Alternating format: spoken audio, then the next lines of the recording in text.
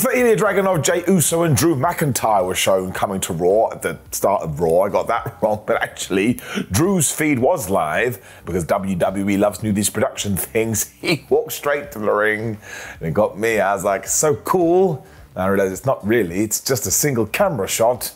Which kind of goes to show some of the problems from the past. Also, hello my friends and welcome to a brand new hotel room. As always, I continue to tour the East Coast of America with the last match. But I tell you this, I'm home on Sunday. I'm a little bit scared about it because now I have embraced life on the road. Like a real wrestler, not a real wrestler at all. Let's just up those doubts. This Drew as well. I think I'm in love with it. He made it clear that CM Punk wouldn't be here this evening because CM only does the big towns, when he also said, remember that saying, the greatest trick the devil ever pulled is convincing people it didn't exist? Well, Punk's biggest trick is the fact he looks like a drug addict. Even though he's never done any drugs. I tell you, I almost had a brain aneurysm. The other trick Punk is really good at is always getting the fans to forgive him, because go through his track record. He keeps doing all of this stuff, and nobody it points a finger at him, so maybe you should start to do that now. Drew also didn't want to call the fans stupid, but then said you are stupid if you are a CM Punk fan, because look at the evidence. Last week on Raw, he only turned up after I had left. He knew what he was doing, and also that Adam Page, he clearly stooged me off. Don't know who Adam Pearce is. That's Adam Pearce's brand new name. Drew was getting massively impatient too because he doesn't want to wait 20 years for CM Punk to be cleared.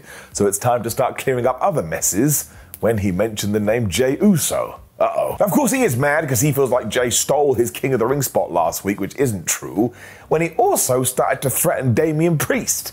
I was like, what the flub is happening? Now, I only took one mention because Damian remembered wrestling rule 14.8, which is that you must go to the ring at the start of Raw if somebody does drop your name.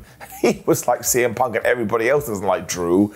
He was like, man, you got to start looking at the man in the mirror because all your problems are your fault. Priest also suggested that maybe he starts saying all of these insults to people's faces. So you know what McIntyre would? He went, I would do, but CM Punk keeps running away. I'm like, dude, you really are a bit upset. Drew then had the best line of the night when he compared Damian Priest winning a championship to his neighbor Dave winning a title. Sure, it's great that they got dreams, but it doesn't mean they deserve it. Now, I'm very excited. I can't wait for WWE to bring Dave in. Priest then laid it all on the line though, and actually I think this is the best promo he has cut since he has become the world champ, because he was like, I tell you why it's your fault. I was all ready to cash in on Seth Rollins and win his belt, and who stopped me? It was you. Drew also could have left after he won the belt at WrestleMania, but no, he had to go and yell at Punk, so he let down himself, he let down his championship, and he let down his wife. But look, he totally gets it, so when Drew McIntyre is cleared, if he wants a shot at the title, he can have it. So really what we did do here in the opening Raw promo is set up 3 potential matches and tease other directions we could go in. And again, I think Damian is really setting into his role, especially because I still do believe that eventually he will go babyface. Giving it an up, thought it was very good. When we got into the Queen of the Ring, and I'm sorry man, this is the best we've ever done of this tournament, because if nothing else, everybody actually cares, and that's a secret sauce. There's also Shayna Baszler versus Io Sky, and they must have been told to go out there and absolutely smash each other. And the gnarliest bit is they were in the corner when Io escaped and she just threw Shayna right into the ropes where she got stuck, she fell to the floor, then Io Sky hit her Asai moonsault. I was like, damn, that was a pretty good sequence. We carried on this back and forth too, because Baszler was able to apply the Kira Fuda clutch, but almost instantly Io Sky had her in a crossface instead. And this was the moment I was like, yes, I was totally right. This Queen and King of the Ring is so much better than it has been in years. I'm loving it. Like McDonald's. They were really laying in their stuff as well, because Baszler gave her this horrific knee to the face when she found herself in the corner. Sky hit the double knees when she also hit that wonderful moonsault, and she got the 1, 2, 3. And this deserves a massive round of applause. I mean, my word, they took the level of expectation and they threw it through the roof. Still waiting for it to come back down. It is getting it up. Io also cut a promo after this, and part of it was in Japanese, which I also like that we do. Remember back in the day where you weren't allowed to talk in your native tongue? It was absolutely ridiculous. Judgment Day were then shown backstage, and Dom Dom is still trying to sell Carlito to the group.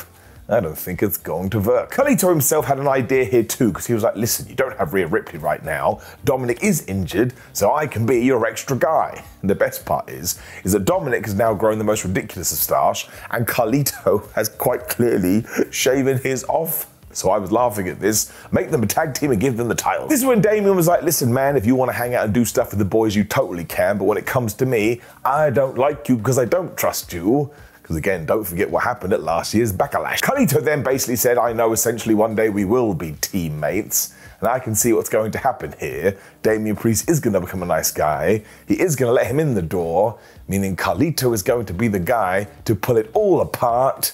I mean, whoever saw that coming? Chad Gable was then talking to the Alpha Academy, and he is just doing such a good job as a massive dick. Because he is totally disappointed with his crew, especially Maxine Dupree, when he turned to Otis and said, listen, tonight you're going to take on Sami Zayn, and I expect you to do a good job and weaken him before we do take each other on the pay-per-view premium live event, and I don't want to see any of that fun stuff, or I will break you in two. Tozawa was also going to face Bronson Reed, and I was like, Chad, this is a terrible idea. Do you really think he's going to be able to do anything against that man mountain? I'm pretty sure you can figure this one out. Ivy Nile also snuck in after this and was like, Maxine, why are you listening to this guy? And Dupree was like, well, he doesn't really let me train anywhere but the academy anymore. When Chad Gable overheard this and basically verbally annihilated Ivy Nile. So I don't know what's going to happen here, because I believe one member of the Afro Academy will go with Chad Gable. Which one it is, I do not know. I am going to give this an up though, because within about a month, Chad Gable has proven this was the right thing to do, and finally he is being used. I think this could be great. When it was back to the King of the Ring after this, and it was Gunther versus Kofi Kingston, and it absolutely ruled. We had a big video on this too, because it wasn't just about the tournament, because of course Gunther had taken out Xavier Woods, who loves the King of the Ring, so now Kofi Kingston was here to avenge his teammate. It had emotion. Kathy Kelly was then in the back with the New Day, and Kofi made it very clear, oh, everybody thinks this is the unthinkable, but I don't. I mean, last night at a premium live event, no, at a house show event, a normal live event, I beat Rey Mysterio, and he's the greatest luchador of all time, so I know I can do it. Also, Xavier Woods is very sad about this, so I've got to do it for him. I was super duper pumped though, especially because for some reason Lillian Garcia was in the ring, and she was going to be doing the ring announcements for this match. And honestly, we need to find out what her and R-Truth are on. These two mother hubbards don't age. Speaking of R-Truth too, he was then in the back with Adam Pearce when The Miz walked in, having an absolute meltdown. He was like, I don't want to have a tag team match tonight. But Adam was like, calm down, you goober, you're not. I have other plans. This week, Kiana James walked in as well, which I do believe was her Raw debut, when she was speaking like she was a book. And when she dropped the word adjudicate and left, R-Truth thought this meant sex and was like, you can't do that in the workplace. And it's not very PG.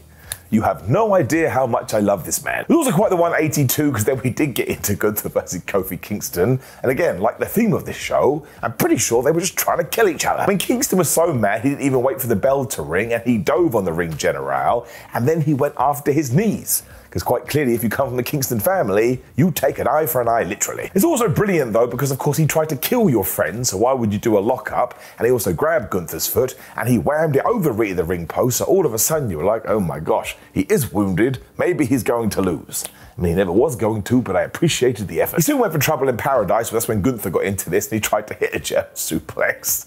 But Kofi landed right on his feet, sehr good. We even got some proper 1-2-oohs here, which did convince the crowd, oh my gosh, maybe Kofi Kingston can do it. When he made that Cardinal Wrestling error, he went for another dive. And we all know Gunther is like an android, so he worked this out in his head, and he caught him, and he started throwing him around the place. Eventually they ended up on Alan the announce table too, where Gunther applied the Boston Crab, and this is when we now had another injury, because Kofi Kingston's back was breaking, and I started to cry. I mean, I didn't, but I could have done. It was sad. It also meant when they got back into the squared circle, we now had two one-legged guys in an ass-kicking contest. So once again, we planted the seeds, either one could win. Given that he had worked over his back, Gunther then applied this gnarly surfboard like he was trying to break it. But my absolute favourite thing is that eventually he did this backbreaker, and as the commentators told us, well, sure, he does continue to work on Kofi's opposite front, but that was the knee that Kofi had also injured, so once again, their HP bars were both going down and down and down. We've also totally got this Boston Crab over, even though Gunther isn't from Boston, because when he locked it in again, the fans were like, no, my gosh, what is Kingston gonna do? Well, I tell you, he wiggled out of this and he hit the SOS, and I freaked out because both of them landed on their head. Gunther then drop-kicked Kofi in the back and murdered him with the lariat. When he looked at Rhea the ring post and was like, I know what I can do with you, and he grabbed Kofi and basically bent him around Rita. I was like, why would you do that to her? She's going to have nightmares. Somehow Kofi was still able to reverse this, and then he threw Gunther into Rita the ring post and hit the Trouble in Paradise, and this is when we teased a count out, but of course Gunther got in there at 2.9999. No, that would be the pin. It was 9.999. What an idiot. He then made the same error again because he went for another Trouble in Paradise, so Gunther just powerbombed his ass and locked in that Boston Crab, and given Kofi's back was going, I don't want to break, he did tap out, but honestly, This was another fantastic match, and don't you come in my house and tell me otherwise. When you start talking about modern GOATs, Kofi Kingston's got to be in it. It is getting it up. Lyra Valkyria was then being interviewed in the back, and she is super happy that she is progressing in the Queen of the Ring tournament. And as for Becky Lynch, she will always have her back. Becky then zoomed in and said thanks before she just walked out again, because why wouldn't you do that? When Liv Morgan also appeared, she was like, Lyra, I'm so happy that you are on Raw. And also, has Becky always been a bitch? Like, man, that is not how you hold a conversation. Of course, we then got some comedy because Lynch was stood right behind Liv, who turned around and got punched right in the face. And I've told you once, I've told you 1,000 times, it's not true, that'd be way boring. When we get to the next pay-per-view premium live event in Saudi Arabia, I actually think Liv should become the champion. It would make this whole thing way more interesting. Kofi Kingston was then seen walking through the halls on his way to the medical place, I suppose, when Karrion Kross was there, and he walked off to Cope and he was like, listen, man, it's a shame that happened, but you'll do better next time. This is when Xavier Woods walked in because he had some ice for his friend, and he was like, what's that about? And Kofi was, I have no idea. And me neither. But I guess they are going to do a feud, maybe with Karrion Kross trying to kill them with kindness. We're going to have to keep an eye on. Which, of course, is when Tozawa got killed by Bronson Reed, and Chad Gable was at ringside. What was he expecting? Gonna go more than a minute, and eventually Tozawa did get DVD'd and absolutely crushed by the tsunami. But look, this makes all the sense in the world. Bronson Reed is about to be in a triple threat match for the Intercontinental title. But I do hope when we wrap up the Afro Academy stuff, we kind of hit reset with Tozawa. Everybody's forgotten he's really good. Still though, again, I understood what the plan was here. We have to turn Bronson into a monster. Mission success. I'm giving it enough. Kathy Kelly then tried to interview Gunther, who just walked in, so Ludwig Kaiser walked in instead. He was like, man, I think that guy is wonderful. When Kathy was like, right, I am a journalist, it's time to ask some hard questions. Because right now, Ilja Dragunov has come to Raw, and last time he took on Gunther, it was actually Ilja that did win. Also, when it was Gunther versus Jey Uso, the only reason Gunther won is because of Jimmy Uso. Also, last week when he took on Sheamus, the only reason Gunther won is because of Ludwig Kaiser. Ludwig looked at her like, I can't believe those words have just come out as your mouth. Kaiser sort of ignored this though, because he was all like, Gunther is the greatest intercontinental champion ever. When he turned his attentions onto Sheamus, it was like, if he thought he was going to win, he's a massive nerd. So I think we may be about to do Ludwig versus Sheamus. When I search my feelings, I'm totally fine with that. This is when we did learn what Adam Pearce was talking about earlier with the tag team titles, because we are about to do a #1 contender match. When in walked the new Cat Republic, basically said, we're so happy to be on Raw, and they left. So they are definitely on drugs. It's also going to be these two taking on the AOP, taking on the Creeds, taking on the Judgment Day, which is where Jackie Redmond, who's in the room, was like, actually, I'm inspired what Kathy Kelly just did. Yeah, Adam Pearce, why is Bron Breakker not in the King of the Ring tournament? Adam's whole point was, look, we all know that Breakker has all the potential in the world, but he needs to prove himself on Raw, where Bron, who literally must have been stood right there, walked in, he was like, I know what the deal is. You were just scared about my opponents, because I would have killed them. And I tell you, he is really upset that he's not in this tournament. I kind of do hope we have a better plan with this.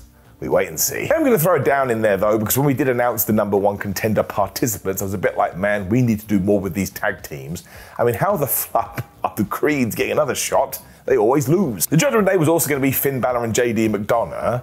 Maybe I'm completely wrong, but I don't think they've ever teamed before and got a victory. So yeah, being a geek down. Lyra Valkyria versus Zoey Stark and the Queen of the Ring after this. I thought it was okay. Now I did get a bit sad because Zoey Stark didn't get the win here, and that kind of surprised me. And I realized, well, I must be a bit biased towards Zoey, but that's the fun part of pro wrestling. Every now and then you do pick your favorites, and you can enjoy their roller coaster ride. It also makes all the sense in the world with Lyra, because of course she has just been brought up from NXT, and I will tell you this, affiliating her with Becky Lynch is doing her all the power in the world, and when she did walk to the ring, do you know what this main roster audience did? They cheered, and they did all her catchphrase thingamajigs.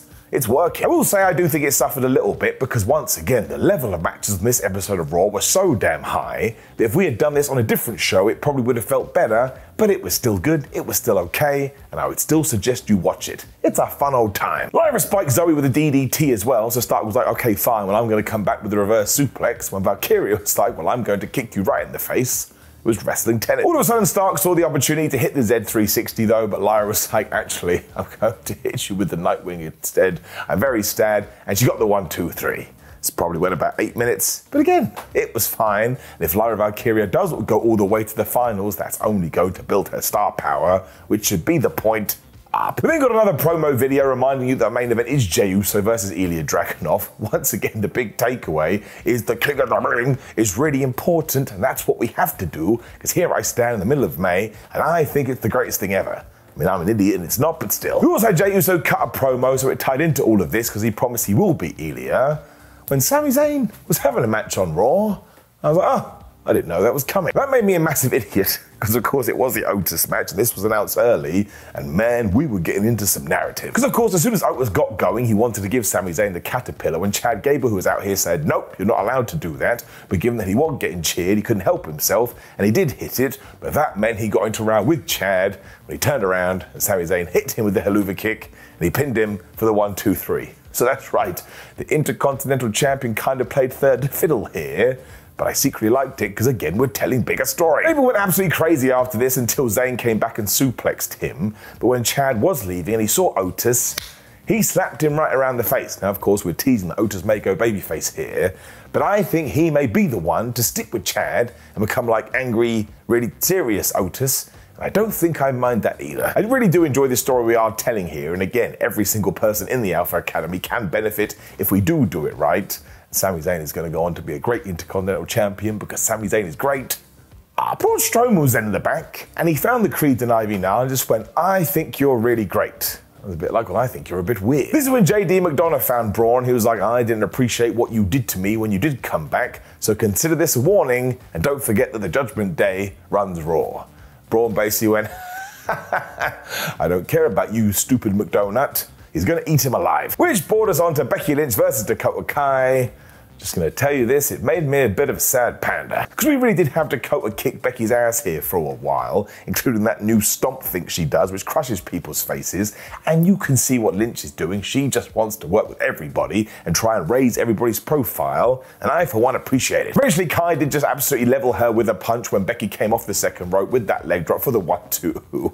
If you looked on the outside, Kairi Sane was going totally crazy the whole time.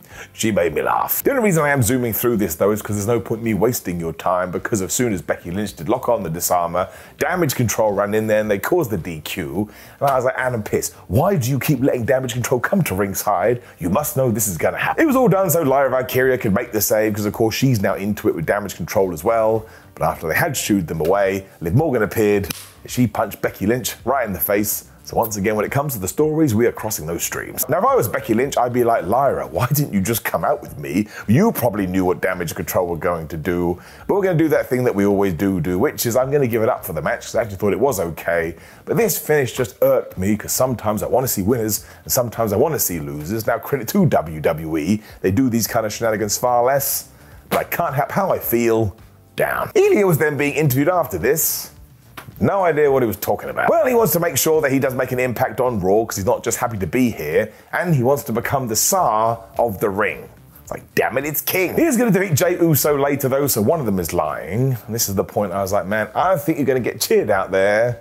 This crowd really likes Jey Uso. Now, he did finish his promo by reminding us that he had beaten Gunther the last time they met, and quite clearly we were doing this on purpose, because the camera then just panned out and Gunther was stood right there, so once again, how could he miss them? But they just looked at each other. If you've never seen their matches, make sure you change that today and then start to get super excited, because if we do this on the big stage, I mean it, it will be one of the matches of the year. When we got to that #1 tag team title contender match, so I presume that's happening at the pay-per-view premium live event. As documented, it was the Judgment Day versus the AOP versus the Creeds versus Tyler Bate and Pete Dunne. I was a bit like, surely the Authors of Pain are winning here.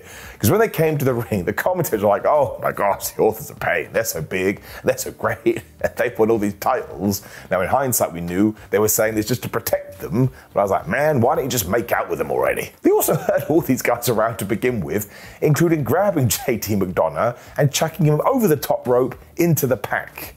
I was a bit worried about his big head. I mean, how could it miss? The Creed of the Judgment Day then got into it with Julius getting the hot tag so that he could do all of his suplexes. And Brutus was doing a bunch of crazy things as well. So I always tell you, when I am watching the Creed, I just go, ah, because it feels like a moving car wreck. He also double suplexed both the Judgment Day, so fair play to this guy because he got the crowd on his side. And he was moving so quick, eventually JD McDonough went to hit him and he hit Finn Balor instead. This guy is a moron. He did allow Balor to hit the sling blade onto Julius when he went for the coup de grace, but as always, on round 1, he's never able to hit it. And that's because he was cut off by Dunn and Bate. But when they got to the top rope, they just did moonsault to the outside. So I was like, what was the point of that? Creeds then got back into it after taking the Phoenix down, and they thought they could hit the Brutus bomb when all of a sudden the Authors of Pain had done the same, and they hit the Super Collider, and they would have won this if it wasn't for those meddling kids, or the fact they didn't even try to pin anyone. What are you doing? The New Captain Republic then tried to get back in there, but Akam just threw them out of the ring when Brutus did this suplex onto the Author of Pain, and he landed right on his head too. I was like, man, I'm gonna have to go lay down. Tyler Bate then did a sneaky tag, and he was able to get the aeroplane spin onto the Authors of Pain, which was a really impressive sight, and score with a 1-2.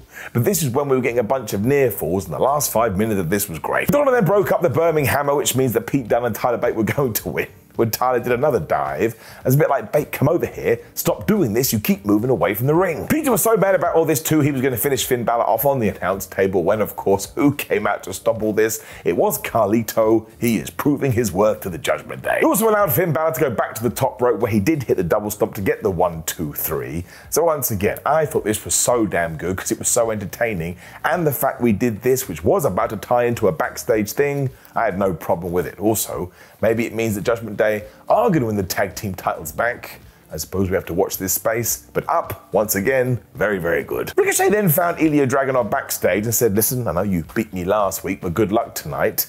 He was wearing this suit like he was about to sell me insurance. Now listen, I hope this does tie into a new gimmick and a new push, because we all know Ricky is great. We then got this massive tease. We went back to the Judgment Day room, and Damian even said to Dominic, is everything okay with you and Rhea? Because, of course, over the last few weeks, we've had a lot of teases with Dom Dom and Liv Morgan. Right. They're all celebrating their big win as well, and Carlito was like, well, even though I did help, I can tell I'm not wanted here. When Damian Priest actually thought it was cool that he did do that. However, before they make any decisions, they need to see how Carlito deals with Rey Mysterio, because they don't like no cowards. Now, the best part about this is Carlito reacted like he was about to poop himself. He was so worried, but I'm calling it now. He is going to be the guy responsible for kicking Damian Priest out, and then we're all going to have to cry again. It's the second time today. It was main event time, and of course it was the King of the Ring quarterfinals, Jey Uso versus Ilja Dragunov, and I love this because it's new superstars and for King of the Ring feeling important, this rules. Everybody is clearly doing Ilja matches as well because they just smacked the shit out of each other when Dragunov put Jey Uso on the announce table. He went for the H-bomb, he totally missed, so Jey was like, ha, and he speared him into Allen. It's like, why do all wrestlers hate our wrestling ringside friends? We then did come back from the break when Ilja had applied the abdominal stretch. I was like, oh, thank goodness for that. Maybe they have calmed down. But nope, as soon as they had split up from each other, they just punched each other in the face. This is when all the fans were going yeet. And I was like, Ilja, you're on your own. It kind of worked because Jey then booted Dragunov right in the head when Ilja came back with this boot of his own.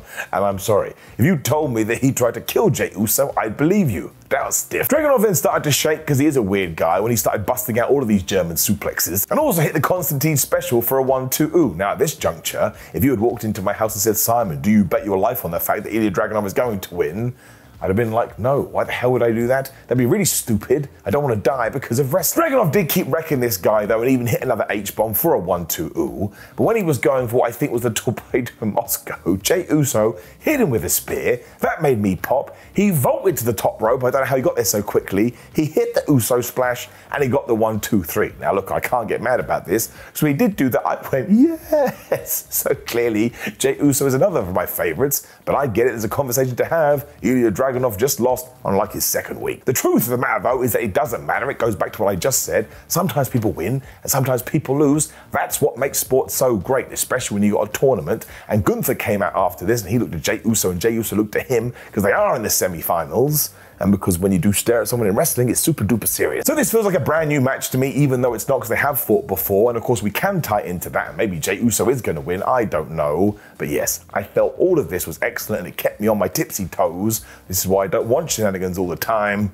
I'm giving it an up. It also brought us to the end of Monday Night Raw, and I thought this was a great episode just because they gave us so many good matches with the threat of a tournament. I mean, if you've seen any of my videos, you know I love that. I like sports. Up. Now, of course, please do click the video on the screen, which is ups and downs for Smack and Down, so you can watch all of my ups and downs, which I'd appreciate. Like the video, share the video, and subscribe. Go and have a nice day, because what else are you going to do? As I always say over these last few weeks, thank you for supporting me out here in America.